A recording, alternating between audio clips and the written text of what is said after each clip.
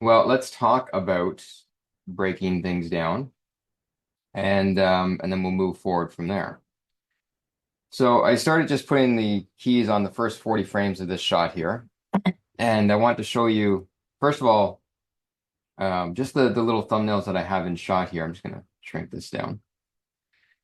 And I want you to see just how gesturally and quickly these thumbnails are in here, and they hit the key moments, right? They're not going to hit every breakdown. They're just going to hit the key moments that I need to tell the performance. So if I just actually, I think I have to share my sound. One second. Where's my sound? Here. More.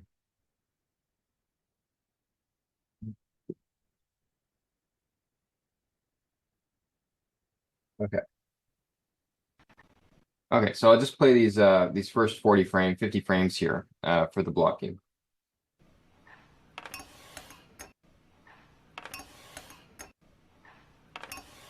Okay. And let me just turn off these lights here. And I want to show you just the just this image plane for a minute as well. And I want you to see how simple gestures are and what they hit, okay? They're hitting just the major poses, and then I'm replicating those drawings in my timeline, right? So that is my plan. My plan is to basically go through and make sure that I hit on those drawings and get the shapes that I want it, right? I'm obviously going to tweak the shapes in 3D to make them work on the model, but that's my basic concept here, right? So he gets his head down. You can see here that I decided to drag the head a little more, close his eyes, but the basic concept of the drawings are here, okay? Hand comes back, this hand goes up a little bit, change that a little bit on there, then he pulls back, right? Okay. So you can see that I'm pretty close to matching what my quick gestural sketches were, and that's the point of it. It helps you solve the posing issues of your scene prior to going into 3D, which will speed up your workflow and give you the advantage of only focusing on your posing versus trying to get the rig to do what you want, right? And there's an advantage to that because it allows you to explore posing in your quick thumbnails versus fighting with the rig. Okay, so it's really important to take advantage of that to design things that are going to work cleanly for your scene. Okay, so I know that some people are having some issues with just constraints with setting things up. So I do want to talk just briefly about constraining the spoon or whatever you may be constraining here. Also, just I put up a pinning example here for the one elbow that I want to show you how I pin this elbow and why that can be advantageous, but you still have to be careful in the way you do it because you could make it look like it's stretching all over the place. So it's helpful, but at the same time, it can be a problem as well in your animation. So we're going to talk about that a little bit as well. Let's start with the just the basic constraint setup here, because I know some people are still a little fuzzy on that. If I just take a look at the spoon, let me just put this into a couple windows here, and we'll go over here. Okay, so the spoon has an offset built into it. Okay, it has the inner circle and the outer circle. The inner circle can be animated independently, and I do that in this shot. You can see that I actually animate the inner circle up as the hand's being lifted here. And that's because the finger poses are changing as he's lifting it up. So I'm actually animating the spoon to fit the finger poses more cleanly as they're lifting it up. Okay, so it's just because you stick it in one place doesn't mean it has to stay there forever. You can manipulate it to fit the pose better as they're lifting the spoon up and finishing that move, right? Now, there is a basic offset with a locator established here as well, right? So we have the locator, which is right here. The locator is parented to this little square up front here. Okay, and the reason it's parented to the square is because I quite often change from IK to FK, and with it being parented to the front little square, it's not going to break the constraint, right? So if I decided to parent that constraint to the IK, the constraint would break when I shift it over to FK if that's what I'm going to do, right? So by placing it onto that little square, it allows me to have that flexibility in snapping it back and forth from IK to FK without the constraint breaking. Now I can also animate my locator without an issue, right? So right now I'm not animating the independent locator. I can if I need to. I've been animating the inner circle. The outer circle is what's constrained. The outer circle is constrained to the locator, right? And you can see that the blend parent's active here. So that's what I basically established that connection. So I have my parent from my locator to my little square here, which I can animate. And then I have my outer circle, which is constrained to the locator. And then I can animate my inner circle of the spoon, right? Now, also, if you're going to be wanting to take any of the props, like the cup here or anything, and you want to make them scalable, like change the size of them for any certain reason, you can do that by just scaling them. It's not a problem. They're built, and Maya, I think, froze here.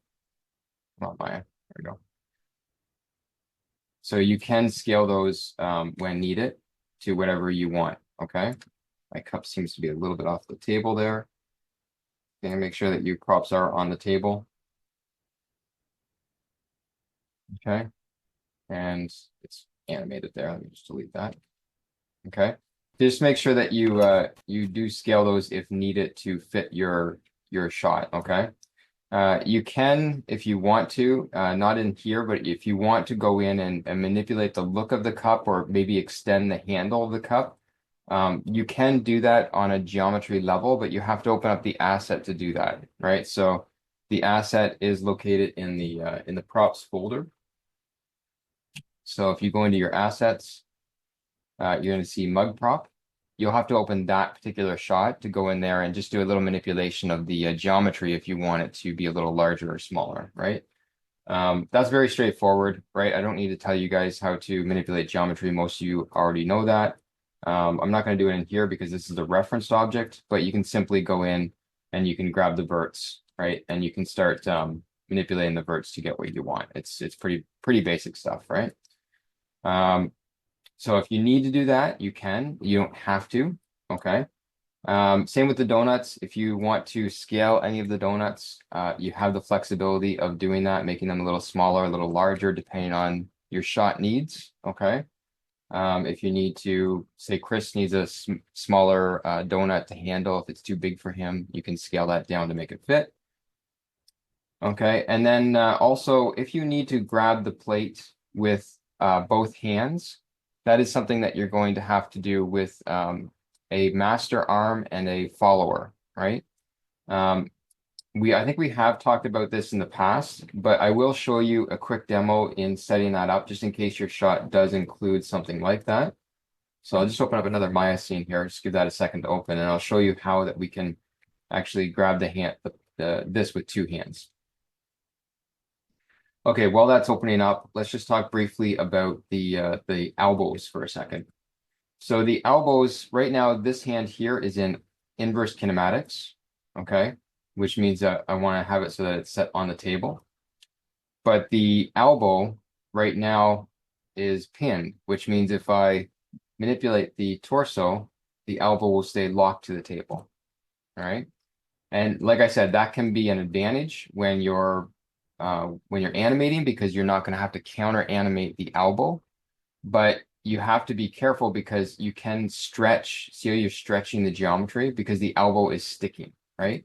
So you can stretch the forearm and the upper arm accidentally if you're not careful. Just give me 1 second here. Go back to my scene. Okay, so if I grab, say, this and I do this, right, it's going to just continue to stretch, okay? So you got to be careful that you're not visually overstretching things when the elbow is pinned.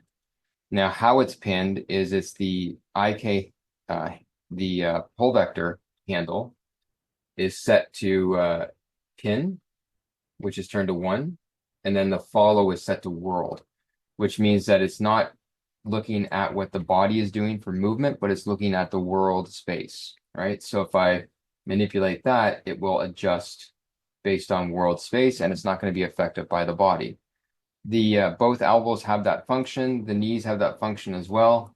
And it, like I said, it can be something that is helpful, but at the same time, it's just like any other IK. If you just pin it and leave it on the table, it can look dead, right? So if you look at the animation that I have in here so far, there is actually movement in the forearm and the elbow, okay? And it still has to be finessed there, obviously, but there is going to be animation of the elbow coming forward a little bit, right? Setting down onto the table. You can see right here, there's a bit of a problem right here with the forearm because there's some shrinkage here. So I'd have to actually grab this and actually animate this out a little bit. So it didn't look like it's shrinking there, right? Like that. Okay. So, and that's going to be based on camera as well, right? So you're going to animate to camera here so that you make sure that you get proper scale on things as they're moving. Now the arm here, now this locator, the only that's not doing anything. It doesn't have a function in it. I use it as a snap, and I'll tell you why in a second. But just to look at this here, this elbow probably needs to slide a little bit back here. And then it comes in. So you have to animate that as well, right? If you don't, then if you just leave it dead on the table, it'll just feel like a dead stump and it'll just be locked and it'll look just like a mechanical arm that's cut off. Okay, so you do have to make sure that you are manipulating those arms, even if you are using pinning. But pinning is still very useful for you're not counter animating against the body, okay, which can be a real pain in the ass. You don't want to do that. So something like that can be really helpful. Now, the reason that the locator was here is because when I first posed this out, I actually didn't pose it out with the pinning on. I posed it out just with the IK turned on. And when I turned the pin on to world, it popped the elbow way out into space, right? So if you go from, like if I switch from world to local, right, to chest, it's gonna like drop it way down here, right? So if I wanted to easily just take that position that I already posed and pop that back up to the right position, I can do that quite easily just by matching it, right? So if I can just move this out of the way here and say that I want to match this position. So I would take say this elbow here and I would match the locator to that position and then I could snap this to it, right? So I go here, here, modify, and just snap that over. So that's my position of my current locator. And then I'm going to take this, right? And then if this was set to whatever, set to chest or whatever, if I wanted to bring that up, I would just take that and then snap it to my locator position, which I already had, and then it's going to be in the right place, right? So it's just a way of getting you into the right place. So now that it's back on chest, right? If I move that chest, it's going to rotate with the chest, which again, we don't want to counter animate that. It's a real pain. So we leave it on world, which means that I'm going to have to change that back, right? So I go here, change that back to world. It's going to pop way up here, right? I'm going to just take that, take my locator, just match that position again, and it's back to the right place. Okay. So it's just a tool to help me get my pre-posed position and snap it into the right place. So you want to make sure that you are utilizing that when you need to. Now, the other thing is make sure you are animating your collarbones, right? So the red and the blue squares up here, I don't want anybody to be breaking their arms, right? If I see anybody doing like crazy stuff like this, where you have all this pinching stuff in here, that's a broken arm, right? You got to animate your collarbones to get it comfortably in place and to look properly in your poses, okay? So your collarbone animation is very important. So make sure you are using that to the right effect. All right, same with this arm here. If this arm had the collarbone just zeroed out, right, it would look very odd. It would be stuck way back here, and that arm is literally breaking off at the joint because the collarbone's not moving, right? So if that's set properly, it looks more natural. Okay, so use your collarbones. Okay, so the other thing is just you will have to make sure that the facial animation is posed in there, right? So your basic facial animation is posed properly. You have eye direction established, and it looks like he's looking at the coffee cup, closes his eyes, comes in, and then opens them, right? You want to make sure you are doing that in your animation when you're blocking. Okay, everything has to be blocked out, not just the body. The hands, the eyes, the mouth, everything has to be blocked out when you're doing your blocking stage. So if you haven't done that yet, that's something that you need to work on today to make sure that you update your submission today so that I can see that you have actually blocked out your face. Okay. Okay, so the last thing that we need to go over in here is just looking at the basic, these are just the basic key poses here, right? So I've got one on frame 1, one on frame 10, one on frame 26, 37, and 42.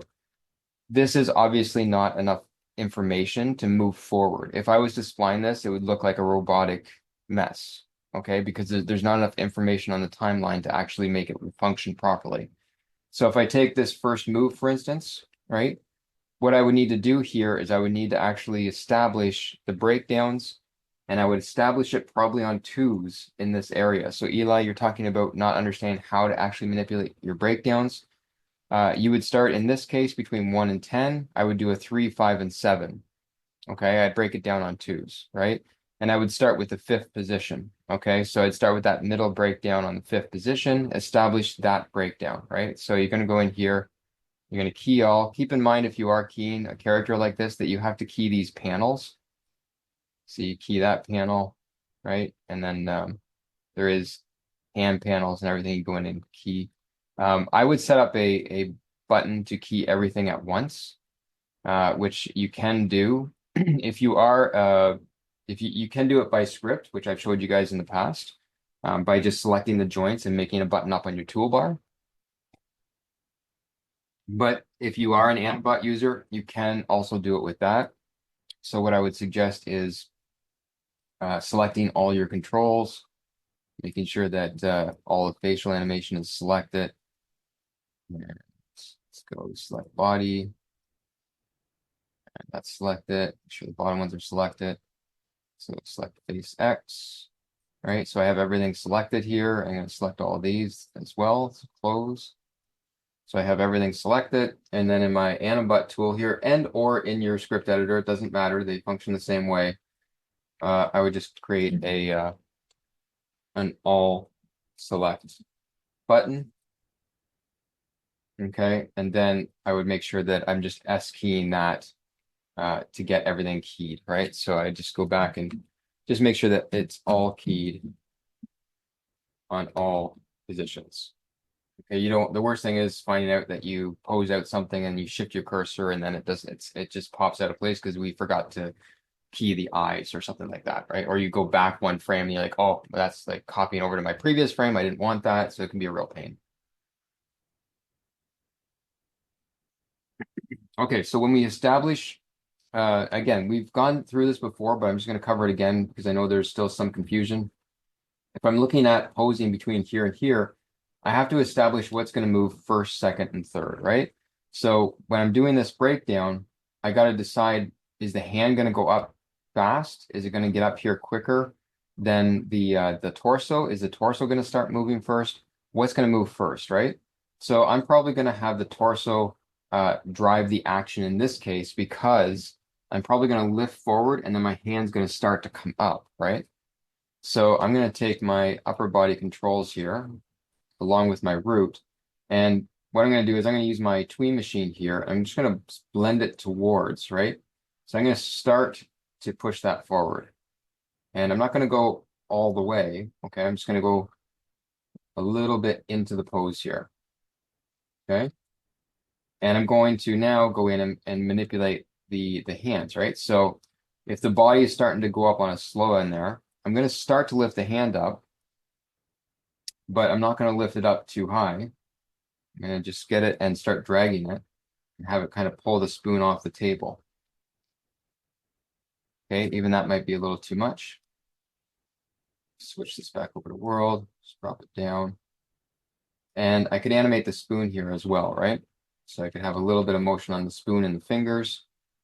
So I go in here and I would animate, let's animate the spoon first. So I can go in here and I could grab this guy. Actually, I forgot to include this in my my button, so I'm actually going to add that. So add selection. I'm going to key that.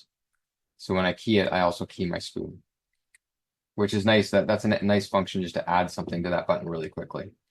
So when I start to do this, I'm going to also manipulate that spoon and those fingers to look like it's actually lifting that spoon or pulling it off the table a little bit, right? To give that little more flexibility. And I'll obviously animate my fingers in that to reflect kind of a little pull there as well. All right. Do a little pull in here.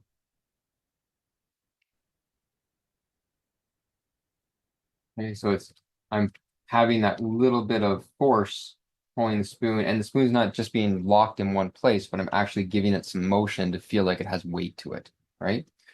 So that is the primary block for that motion, right? Now I've established the movement of the upper body. Now obviously there's still facial animation there, and I do have to actually do this hand as well. So let me do that. So this hand, you can see there's just a little bit of finger slide there, a little bit of pushing down. So actually, there's two things that I got to do here to fix this. The upper arm should be down lower, which I didn't get down there at the front. Just bring that down. Bring that down. I'll talk about the cloth in a minute. Right now, I'm just going to get this arm so it's down a little bit lower. Got to be careful that you aren't going through the table with the skin.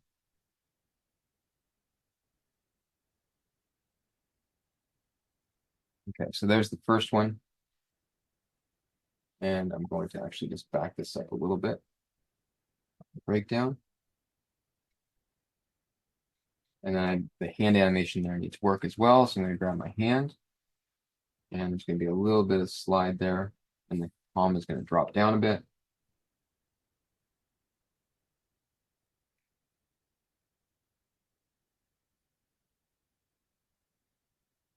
Okay, and there is some animation on the sleeve as well.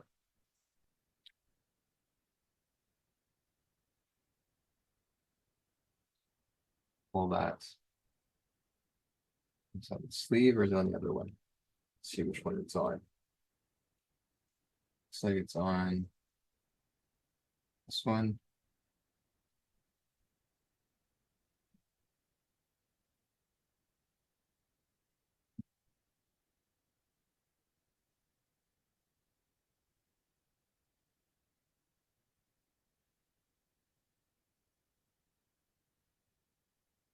Okay, and I'm just going to flip back and forth and see where it's going, right?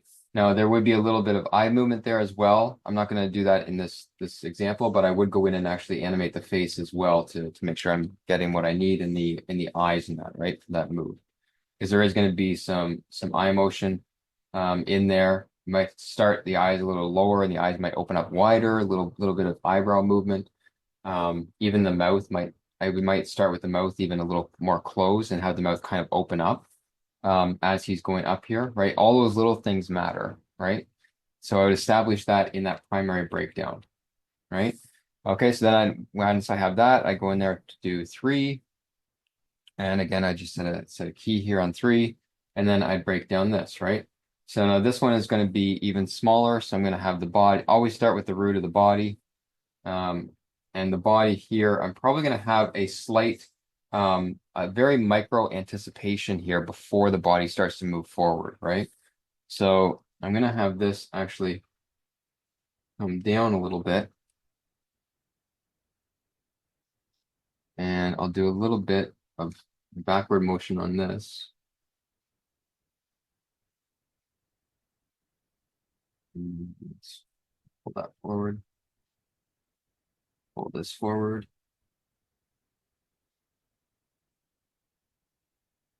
Probably a little bit on the head. And then I reflect this in the eyes as well. And the shoulders.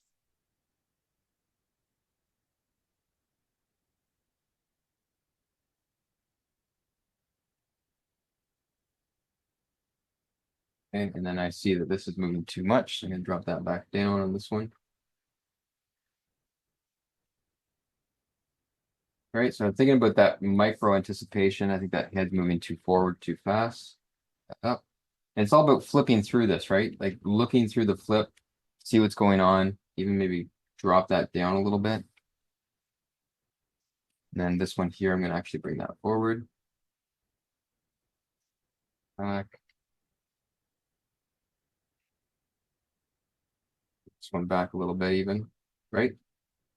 And I just keep going through and flipping the motion to see how each body part is reacting, right? That little micro anticipation on the elbow is not there. Give it something to kind of push it forward, right? Now, obviously, I need to animate the hands in that as well, right? So it's going to be a little bit of hand motion here.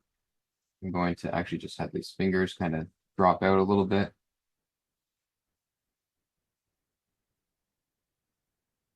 Okay, and also the upper arm. Very subtle motions here.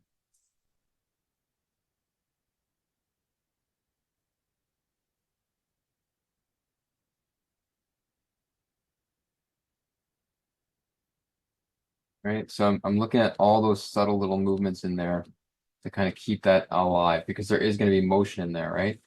Now the other hand is going to start, so I'd probably actually have this one kind of go the other way a little bit. And I'd also animate that spoon.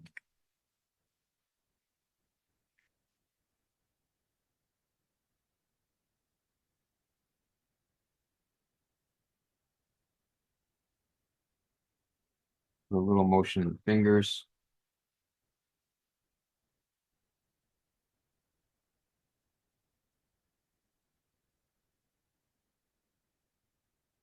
You even get like a little tightening in the finger maybe as he grabs it.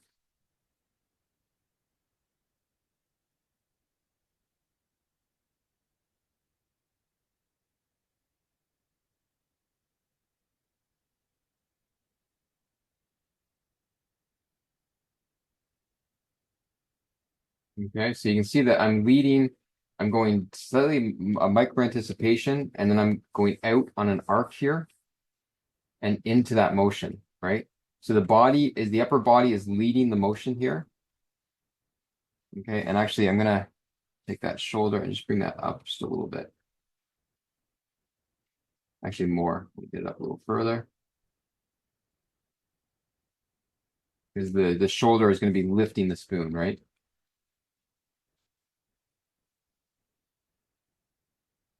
Okay, so there is my secondary breakdown, primary breakdown, and you're going to have another one on 7 as well.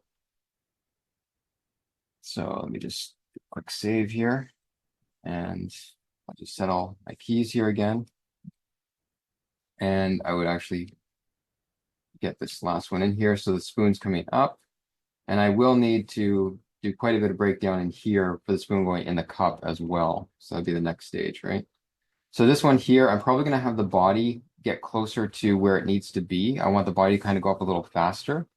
So I'm going to take those body controls down to the root, and I'm going to use my blend here. And I do like using the blend because it's blending to the closest neighbor. It kind of helps speed my workflow up.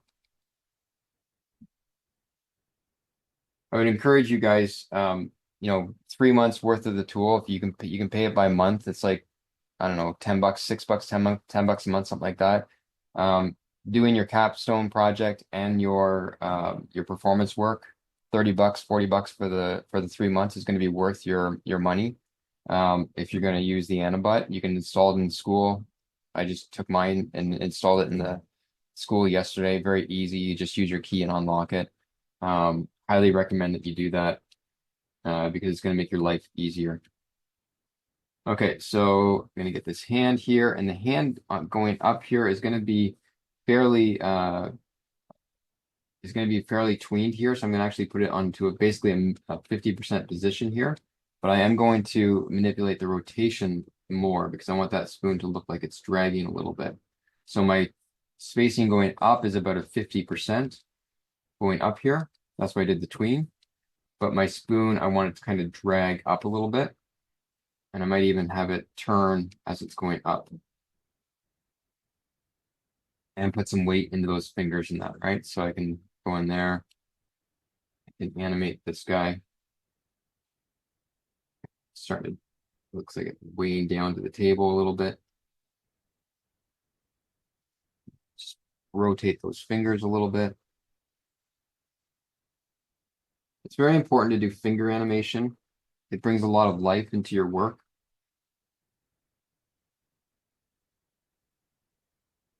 Okay, even the fingers that are back here, I might even start having those kind of shift in a little bit and tighten up.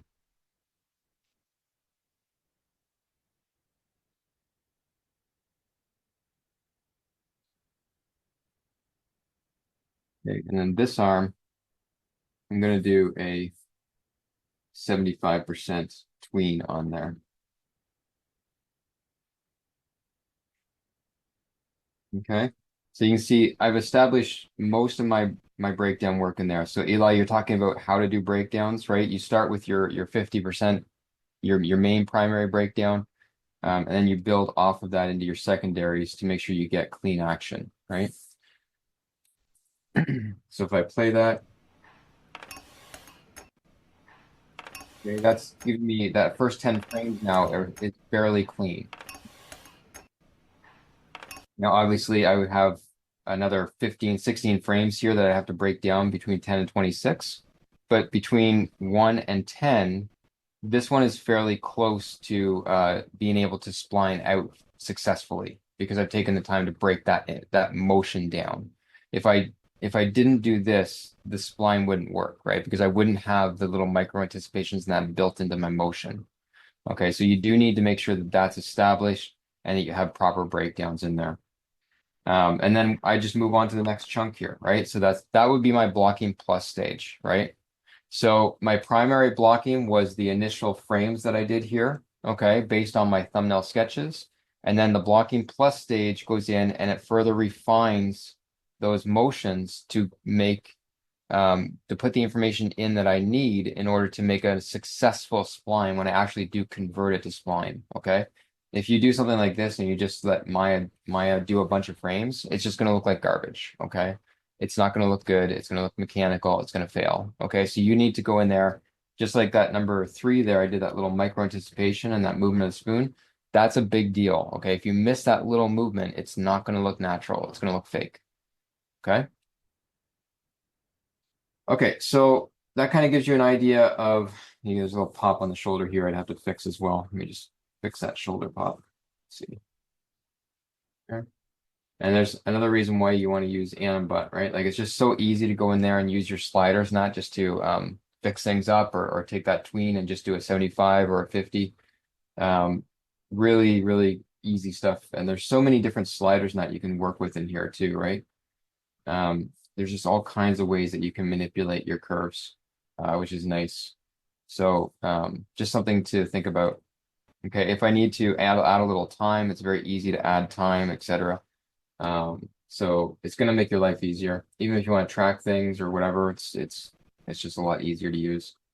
Okay, so with that in mind, make sure that you take time this week to fix your blocking if needed, based on what we've talked about here. Okay. And then also refine your blocking plus to the point where you believe that it's ready to be converted. If it's not to this level of detail, it's not ready to be converted to spline. Okay. So what I want you to do between now and Friday is make sure that your blocking plus is at a good solid stage. And then you can start to refine it and shift it over to spline during our Friday class. All right. But that's something that I want you to make sure that you do. Because if you leave big chunks of frames, it's just going to kill your animation and it's going to set you back, not actually make you go further ahead. Okay. Okay, so we will